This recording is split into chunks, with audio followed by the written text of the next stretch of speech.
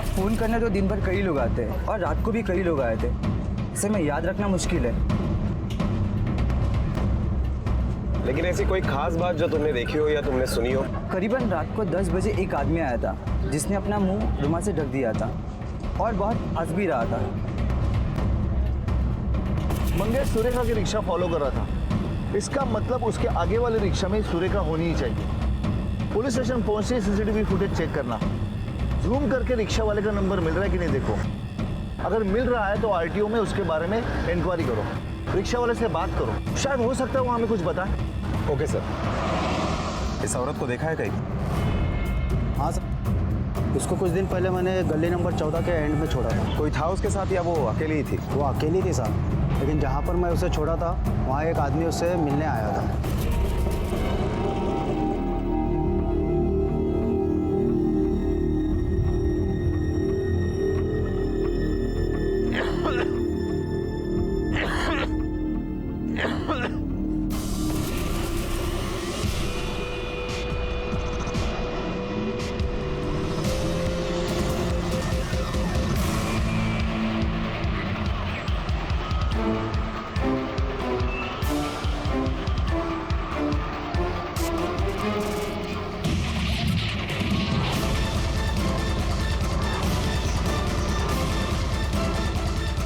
Surve sir. Kamde, जूतों के निशान।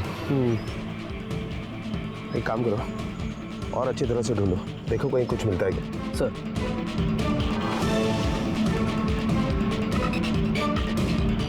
सर,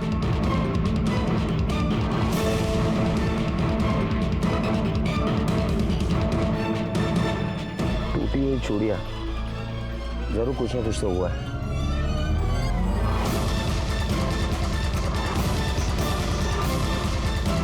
सर, ये पुणे के कैब कंपनी का बिल है, वहाँ गिरा था। उन्हें कैब कंपनी, कोथरूड, और तारीख भी वही है जिस दिन सुरेखा का कत्ल हुआ। ड्राइवर संदीप सोनावणे। ये बिल तुम्हारे टैक्सी कंपनी का है? जी सर, ये बिल हमारा ही है। अच्छा, इस डेट को तुम्हारी टैक्सी संदीप सोनावणे के पास थी? जी सर। उसका एड्रेस है ना?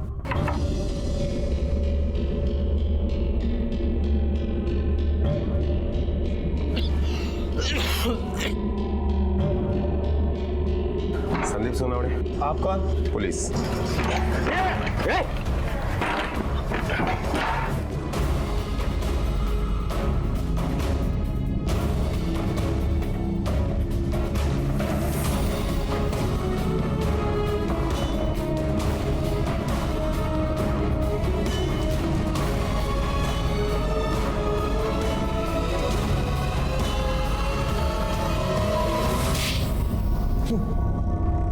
तूने ही बस स्टैंड के पीसीओ से सुरेखा को फोन किया था ना, और वो तुझे मिलने भी आई थी, ये तो हमें पता है। अब आगे का सब कुछ सच सच बता दिया, झूठ बोलेगा ना हड्डियां तोड़ दूंगा। हाँ साहब, मैंने ही सुरेखा को फोन किया था साहब। मुझे पैसे की बहुत जरूरत थी और वही लेने में गया था। पर वो तुझे पैसा क्यों देने वाली थी? साहब मेरी रिक्शा थी और मैं बच्चों को स्कूल छोड़ने का काम करता था साहब। एक दिन किराए के पैसे लेने में देसाई के घर गया था।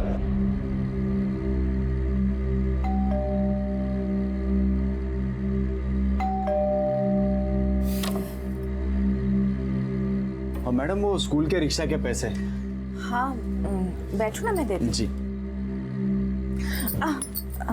सॉरी, एक सेकंड, बैठ जाओ। जी। मैं लाती हूँ।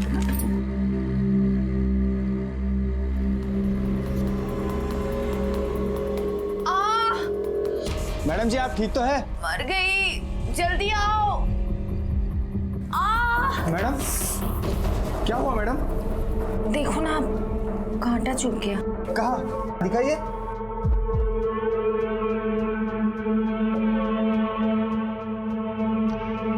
यहाँ। निकालो ना इसे। साहब उस औरत ने मुझे कब लपेटे में लिया मुझे ही नहीं पता चला साहब। उसके बाद फिर उसका पति जब ऑफिस जाता था तब हम रोज मिलने लगे। संदीप, मैं मंगेश को तलाक देना चाहती हूँ। क्यों? अरे उसको मैं तलाक नहीं दूंगी तो मैं तुमसे शादी कैसे करूंगी? साहब वो औरत शादी के लिए मेरे पीछे ही पड़ी थी साहब। मैं बहुत डर गया था। मैंने बच्चों को स्कूल छोड़ने का काम भी छोड़ दिया था साहब। उसके बाद मैं एक टैक्सी कंपनी में नौकरी को लगा और साहब 3-4 महीने तक तो उसकी कुछ खबर भी नहीं थी। और साहब मैंने सुना था कि उसका उसके देवर के साथ चक्कर चल रहा है। और साहब फिर मैं बिंदास हो गया और एक दिन अचानक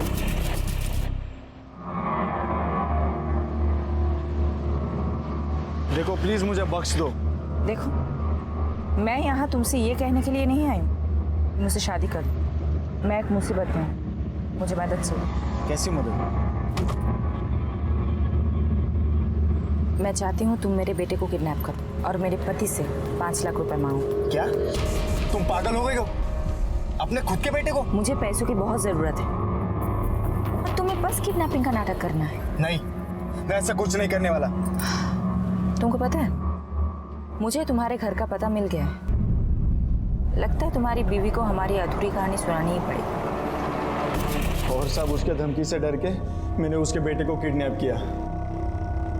उसके हस्बैंड को कॉल करके मैंने उससे 5 लाख रुपए मांगे। 5 लाख का इंतजाम करके रख, मैं दोबारा फोन करूंगा। जब वो पैसे रख के चला गया तभी मैंने वो पैसे उठाए साहब। और फिर वो पैसे लेकर मैं दूसरे दिन सुरेखा को मिलने गया। ये रहे तुम्हारे पैसे, पर अब तुम मेरी बीवी से कुछ नहीं कहोगी। ठीक है, नहीं कहूंगी। अरे लेकिन मेरा हिस्सा वो तो तुमने दिया ही नहीं। तुम्हारा कैसा हिस्सा? ये जो सब मैंने तुम्हारे लिए किया वो तुमने मेरे लिए कुछ भी नहीं किया है। जो भी किया है अपने लिए किया है। ठीक है चलो कोई बात नहीं, अगर मूड हुआ तो कुछ दे दूंगी। चलती हूँ। साहब वो कहते हैं ना, यहाँ किए गुनाहों की सजा यहीं पे भुगतनी पड़ती है। 1 महीने पहले डॉक्टर ने कहा मुझे टीबी हुआ है। वो सुन के मेरी बीवी मुझे छोड़ के मायके चली गई साहब। साहब बार बार बीमार रहता हूँ ये जानकर मेरे मालिक ने भी मुझे टैक्सी देना कम कर दिया। पर दवाई के लिए मुझे पैसों की बहुत ज़रूरत थी। मैंने सुरेखा को फ़ोन किया। ये क्या सिर्फ इतने? क्या 10,000 है? बाकी खर्च हो गए। 5 लाख में से मेरा सिर्फ 10,000 हिस्सा? अभी इतना ही है, चलो जाने दो मुझे। रुको, मुझे अपनी पर्स दिखाओ। क्या? मुझे अपना पर्स देखने क्या कर रहे हो? छोड़ो मेरा पर्स। और पैसे चाहिए। छोड़ो। छोड़ क्या दो। कर रहे हो संदीप? छोड़ो। साहब मैं वहां से भागा तब वो जिंदा थी साहब। मुझे तो पता भी नहीं था कि उसके बाद क्या हुआ वहां पे। फिर तो हमें देख के भागा क्यों? साहब मुझे लगा कि आपको आकाश के किडनैपिंग वाली बात का पता चल गया और आप मुझे पकड़ने आ गए हैं। संदीप की कहानी के अनुसार सुरेखा बहुत ही शातिर औरत थी और वो अपने फायदे के लिए किसी भी हद तक जा सकती थी, या यूं कहें कि उसकी कोई हद ही नहीं थी। पर फिर भी उसका कत्ल तो हुआ था और कोई कातिल भी था। और फिर संदीप का बयान सच साबित हुआ क्योंकि कोई और भी उस जगह आया था जिसके जूतों के निशान वहां पर पाए गए। सर इस सुरेखा के आसपास के जितने भी मर्द हैं, उन सभी मर्दों के जूते के साइज हमने निकलवाए। ये विकास के जूते का साइज 9 नंबर है सर। और ताज्जुब की बात यह है कि विकास का साला प्रताप शिंदे, उसका भी जूते का साइज 9 नंबर ही है सर। ये प्रताप शिंदे वही है ना जो हमारी इंक्वायरी रुकवाने के लिए ऊपर से प्रेशर ला रहा था? हाँ सर, और पिछले कुछ दिनों से ये प्रताप गले के इन्फेक्शन की ट्रीटमेंट ले रहा है। तो फिर इस प्रताप शिंदे को मिलना ही पड़ेगा। मेरी बात सुनो साहब, मेरे पैर का नंबर 9 है लेकिन मैंने कुछ नहीं किया साहब। उस रात हम लोग विकास के घर गए थे, लेकिन उसके लिए शादी का नया जूता लिया था ना साहब, वो देने के लिए गए थे। और सब हाँ सब जब वहाँ से हम बाहर निकले ना तो मेरी बहन ने मुझे कहा कि भाऊ एक गड़बड़ हो गई है। काय झालं? वो अरे बोलना। वो विकास शादी नहीं करना चाहता। क्या? उसका दिमाग खराब है क्या? क्या हुआ क्या है? इससे पहले उसका चक्कर था। हाँ लेकिन इससे पहले था ना, अभी कुछ नहीं है ना, तो फिर? नहीं, लेकिन वो उसे धमकी दे रही है। कौन वो?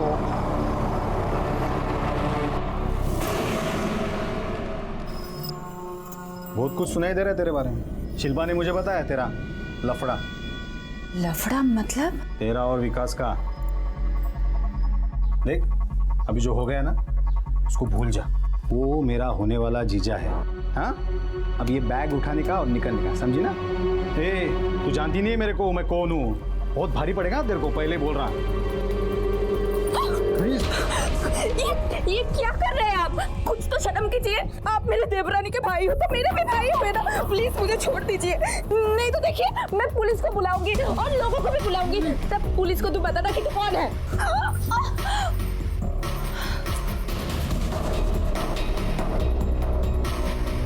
सुन, जल्दी जल्दी यहाँ से निकल जा, नहीं तो तू उधर जेल में रहेगा और मैं ना यहाँ तेरे होने वाले जीजा से शादी रचाऊंगी और तू शामिल भी नहीं हो पाएगा। चल निकल। साहब बहुत डेंजर औरत थी साहब। मैं तो साहब बस अपने बहन के लिए उसको समझाने गया था वहां पे। और दूसरी बात साहब, मैं कभी जूते पहनता ही नहीं हूँ, मैं तो चप्पल ही पहनता हूँ। मैं सच कहता हूँ साहब, मैंने कुछ सर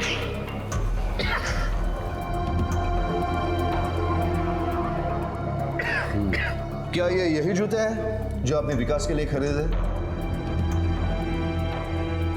हाँ साहब, ये वही जूते हैं।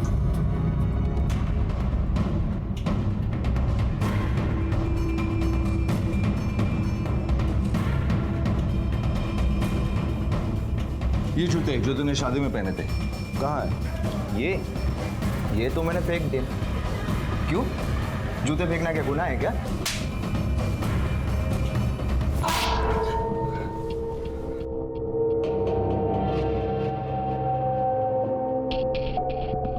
ये जूते पहचानता है? तेरी शादी के दूसरे दिन तेरा घर का जो कचरा उठा था ना, उसे मिले थे। और ये जूतों के निशान उसी जूतों के निशान से मैच हो रहे हैं जो सुरेखा के मर्डर स्पॉट पे मिले थे।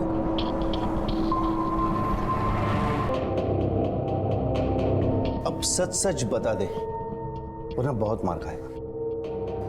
भाभी मुझे बोलती थी कि शादी तोड़ नहीं तो मैं अपना वीडियो सबको दिखाऊंगी।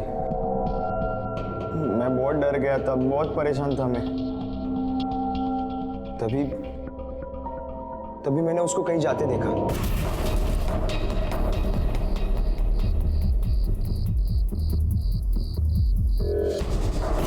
मैंने 1 मिनट के लिए सोच लिया और वहां सामने ये जूते थे।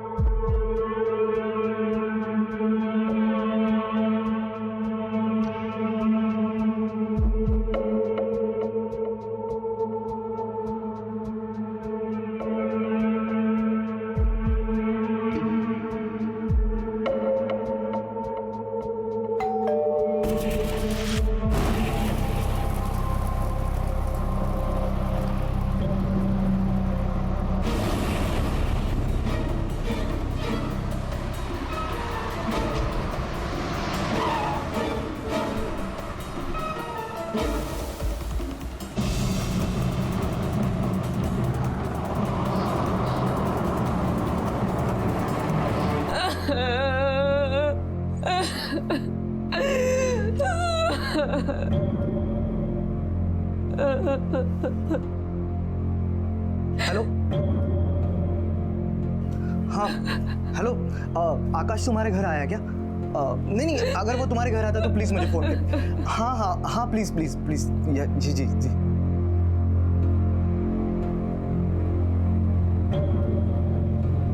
सुरेखा शांत हो जाओ, तुम्हारी वजह से मुझे कुछ सुनाई नहीं दे रहा है। मेरा बेटा घर नहीं लौटा है, तुम्हें तो जैसे कोई चिंता ही नहीं है ना।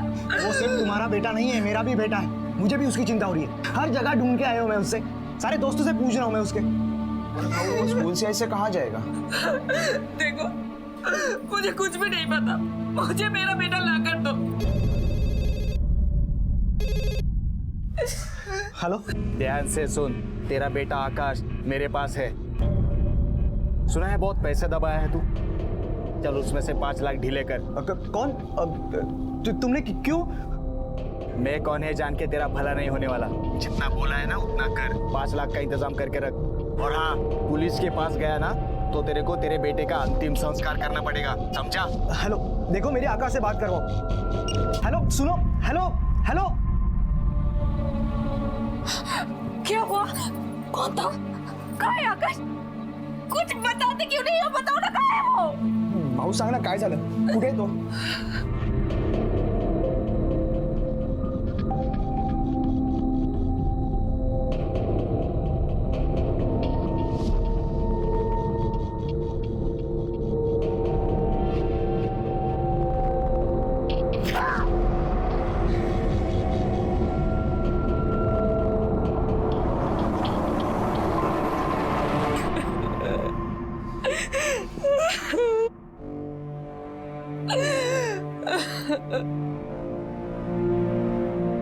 मुझे लगता है हमें पुलिस को इन्फॉर्म करना चाहिए। हाँ। क्या चाहते हो तुम? हाँ, वो आकाश को मार दे। उसने बोला था ना कि हम पुलिस के पास ना जाए। वो जितने भी पैसे मांग रहे हैं ना उसको दे दो। प्लीज मेरे बेटे को लेके आओ। प्लीज आकाश को लेके आओ।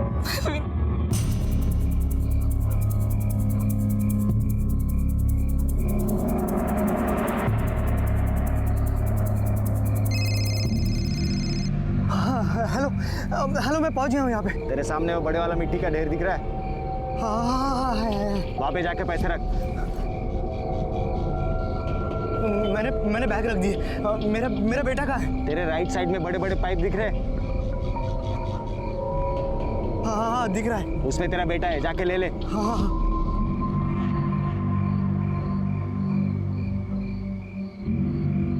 आकाश, आकाश, आकाश, आकाश, आकाश, देख, कुछ नहीं, घर पे जा।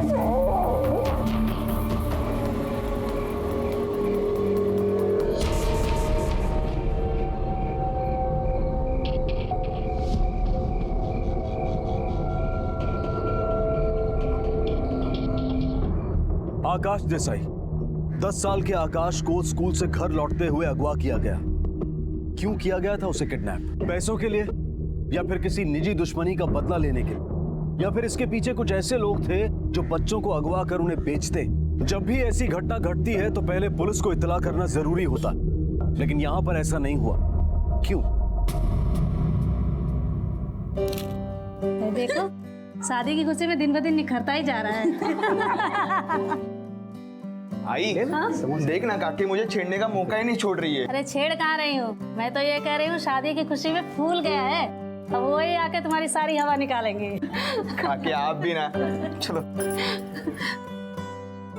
अरे मंगेश, अरे आ गए बेटा तुम? हाँ हाँ, कैसे हो? बस सुखीरा। अरे विकास, अभिनंदन। Thank you. अभी तू भी फंस गया? अभी तुझे पता चलेगा आटे दाल का भाव।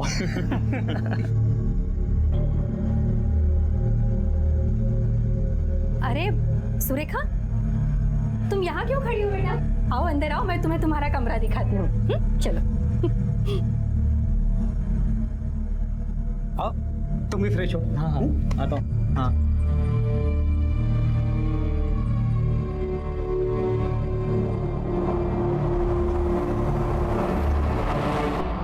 भाभी तुम मुझे समझने की कोशिश तो करो। ये शादी मैं नहीं होने दूंगी। तुम्हारा और मेरा वो वाला वीडियो अभी तक मेरे पास है, देखना है? ये देखो, देखो। तुम मुझे ब्लैकमेल कर रही हो? तो तुम क्या कर रहे हो मेरे साथ? विकास, तुमने अगर ये शादी नहीं तोड़ी ना तो मैं सबको तुम्हारे और मेरे बारे में बता दूंगी, याद रखना।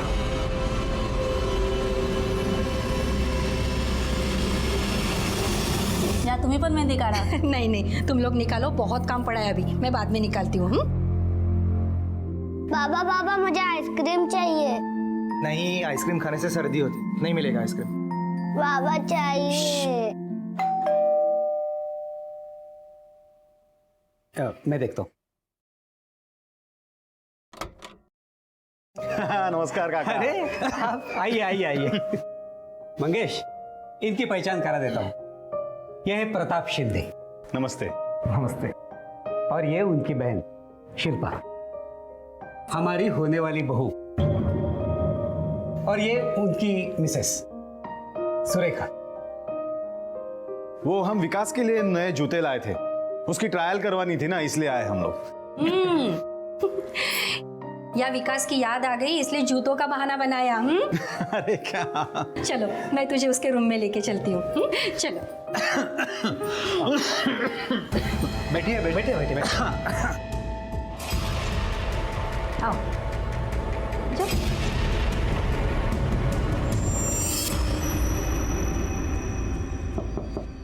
कौन है? आजा। विकास ये देख, तेरी होने वाली बीबी जूते दिखाने के बहाने तुझसे मिलने आई है। तुम दोनों बातें करो, मैं चलती हूँ, बहुत काम पड़ा है। ये जूते ट्राई कर लीजिए ना प्लीज़। प्रताप भाव लाए हैं रिसेप्शन में सूट के साथ पहनने के लिए। साइज छोटी होगी तो सुबह चेंज हो जाएगा। हाँ ठीक है, मैं बाद में देखता हूँ। ठीक है। शिल्पा एक मिनट।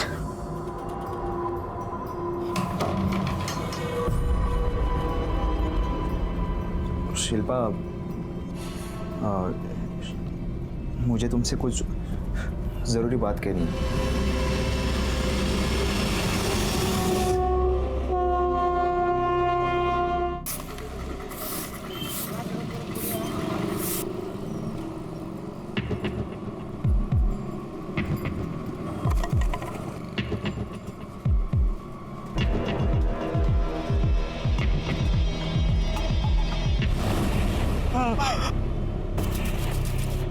शादी का माहौल था, सब खुश थे, लेकिन कुछ रिश्ते उलझे हुए दिखाई दे रहे थे। विकास शादी कर रहा था तो सुरेखा को, जो कि उसकी भाभी थी, उसका इससे क्या सरोकार हो सकता था। दूसरी तरफ नायगांव में एक घटना घटी जो नायगांव के लिए नई थी और किसी हादसे से कम नहीं थी, इसलिए खलबली मचना जायज था। पुलिस ने मौके पर जाकर कार्रवाई की थी और पता लगाने की कोशिश की थी कि ये लाश आखिर है किसकी, जिसमें एक बात सामने आई थी कि ये औरत नायगांव की तो नहीं थी। तफ्तीश में पुलिस को लाश की पहचान तक पहुंचने का रास्ता मिल चुका था और उन्होंने अपनी कार्रवाई भी आगे बढ़ा दी थी, जो किसी की जिंदगी में तूफान लाने वाली थी।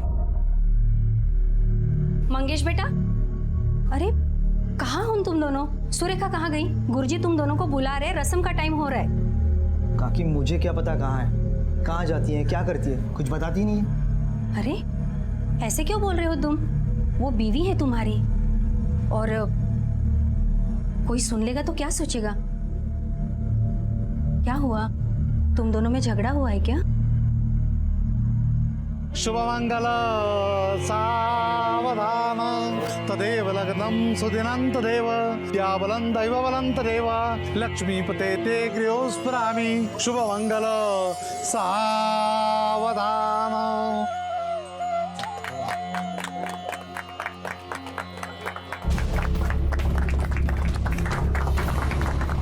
आप में से मंगेश देसाई कौन है?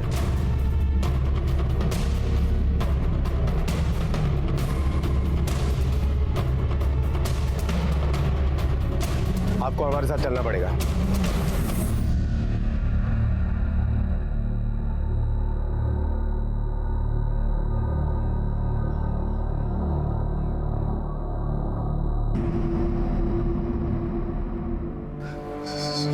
सुरेखा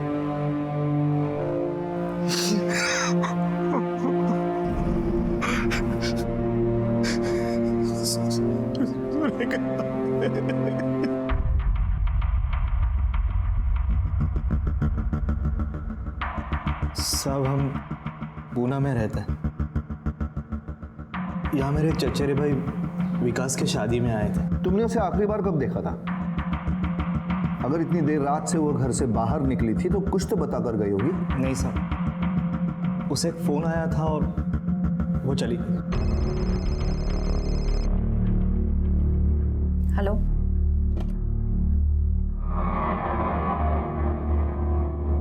क्या हुआ, कहाँ जा रही हो? मैं 10 मिनट में आती हूँ।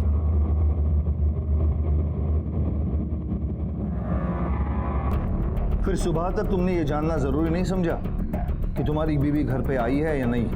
साहब शादी का घर है, कई सारे मेहमान हैं, मुझे लगा वापस आकर किसी काम में उलझ गई होगी। उसके यहाँ पर किसी के साथ जान पहचान थी?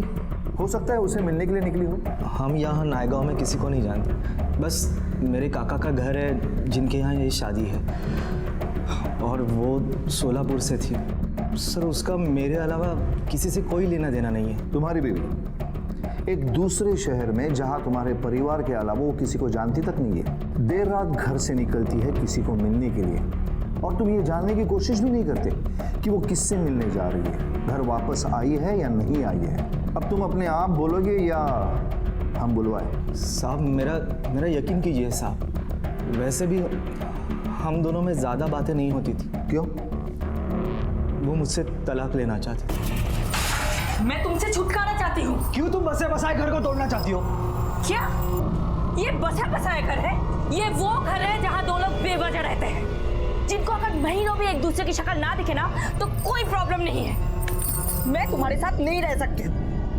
तुम बस नाम के पति रह गए हो। तुमने कभी सोचा है कि आकाश पर क्या बीतेगी? आकाश को तुम अपने साथ रख लो, मुझे नहीं चाहिए वो।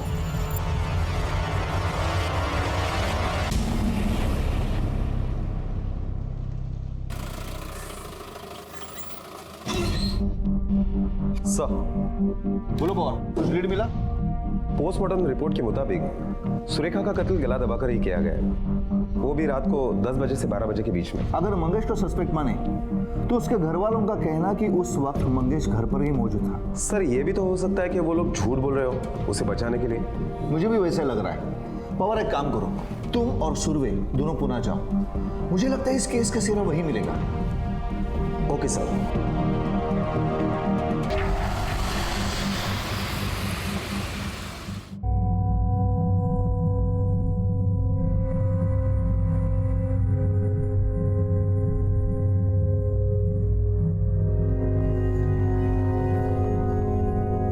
पापा, आपने तो कहा था आई कहीं बाहर गई है, अभी आ जाएगी। बोलो ना पापा, कहाँ है? बोलो ना, चुप क्यों? बोलो ना। मर गई तेरी आई, छोड़ के चली गई है तुझे, अभी कभी नहीं आएगी। देख, आज से मैं ही तेरी आई हूँ और मैं ही तेरा बाबा, समझा? अब जाके सो जा, चल सो जा।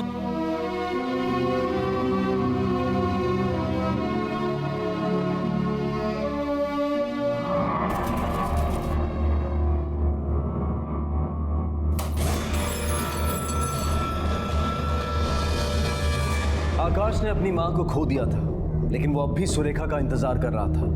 वो नहीं जानता था कि उसकी मां के साथ क्या घटा था। सुरेखा के केस में पुलिस पूरी मेहनत के साथ छानबीन कर रही थी, लेकिन ये केस जितना आसान लग रहा था उतना था नहीं। विकास के घर वाले पुलिस को सहयोग नहीं दे रहे थे और प्रताप राव अपनी पॉलिटिकल ताकत का पूरा फायदा उठा रहा था। जब नायगांव में पुलिस को कोई सुराग नहीं मिलता दिखाई दिया तो उन्होंने अपना रुख पुणे की तरफ कर लिया। वहां उन्होंने हर वाजिब पूछताछ की और पुलिस को जो उम्मीद पुणे से थी वो कुछ हद तक सही साबित हुई और उम्मीद की एक किरण दिखाई दी।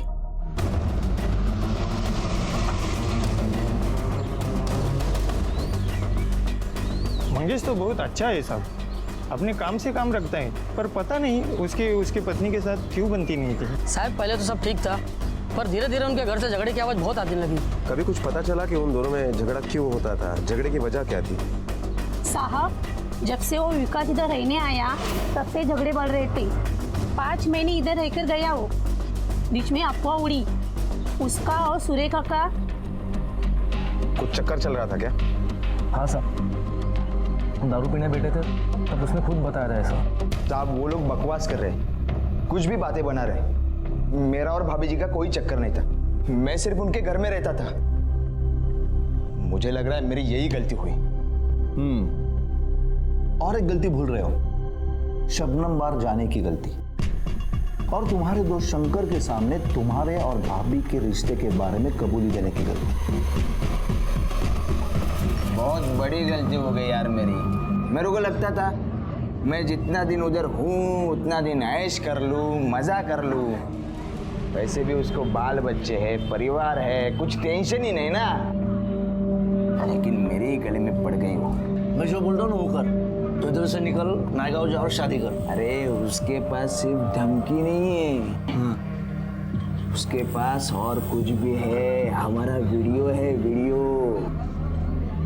एक ही बिस्तर पे हम दोनों। अरे यार नहीं हो सकता यार। तेरे दोस्त शंकर ने आधी कहानी सुनाई है, अब आधी कहानी तू सुनाएगा। जल्दी सुना वरना ये पवार का हाथ बहुत चलता है। वो मेरा और भाभी का चक्कर था साहब, लेकिन मैंने शुरुआत ना की ना जबरदस्ती की साहब। ये सब उसने शुरू किया था। मैं सिर्फ नौकरी की वजह से पुणे गया था और उसी वजह से उनके घर में रहता था।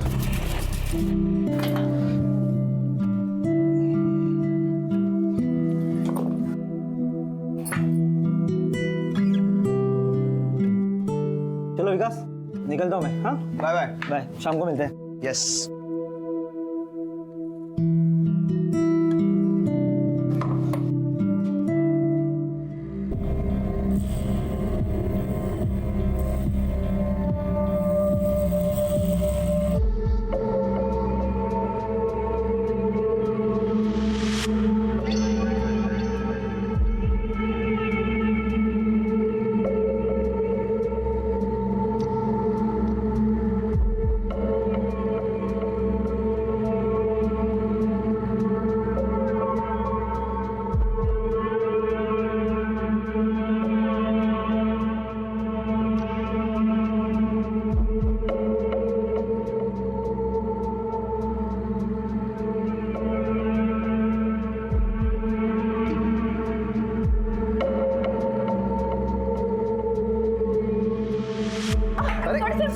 नहीं ठीक है भाभी जी। अरे अरे मैं कर देता हूँ। मैं करता हूँ साहब। भाभी जी ठीक है, मैं करता हूँ साहब।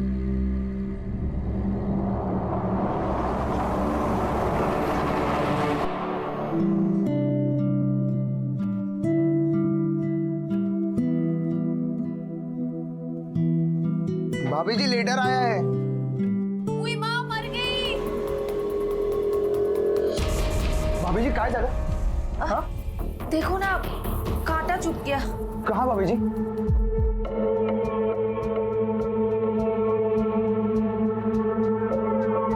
यहाँ यहाँ छुपा है।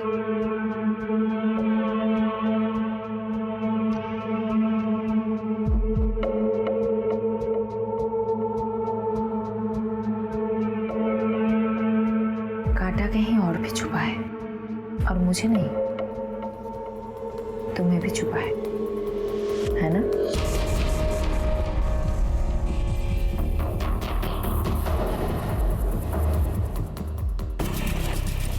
विकास। हाँ भाभी। जरा अंदर आना। हाँ आता हूँ।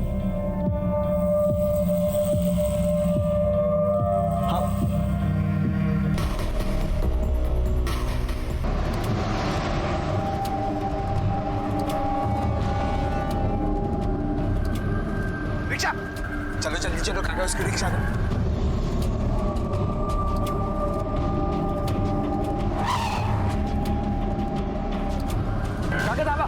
मैंने देखा मंगेश भाऊ की भी रिक्शा रोकी थी, तो मैंने रिक्शा वालों को कहा कि आगे जाके रोक लो। रुको रुको रुको, बस बस बस चलो।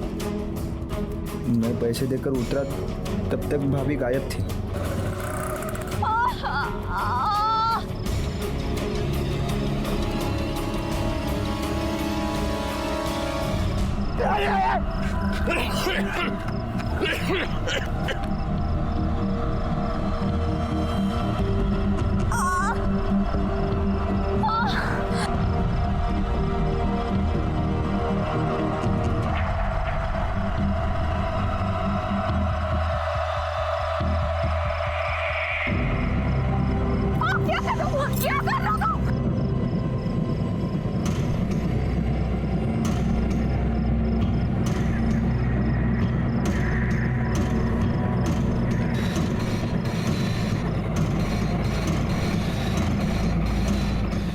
फिर मैंने उसकी बॉडी कचरे के डिब्बे में फेंक दी और उसका मोबाइल नाले में फेंक दिया।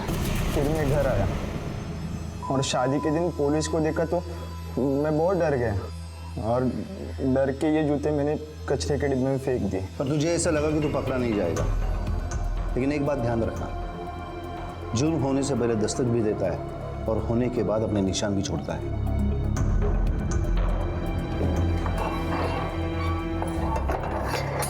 स्त्री और पुरुष के बीच की शारीरिक जरूरत एक सच्चाई है, लेकिन अगर ये जरूरत कमजोरी बन जाए तो इसके परिणाम घातक हो सकते हैं। सुरेखा इसी का उदाहरण थी। उसने अपनी काम इच्छा के सामने अपने घुटने टेक दिए, जिसकी वजह से उसकी जान भी गई। विकास और संदीप भी मौके का फायदा उठाने के लालच में सलाखों के पीछे पहुंच गए।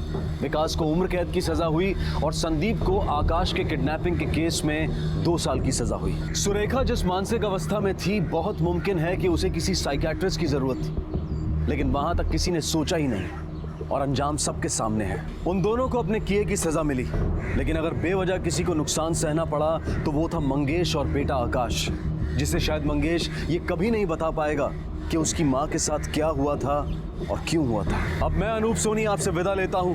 फिर मुलाकात होगी अगले एपिसोड में और खुलासा करेंगे एक और जुर्म का। तब तक अपना और अपने परिवार का ख्याल रखें और देखते रहें क्राइम पेट्रोल डायल 100। सबक एक को सीख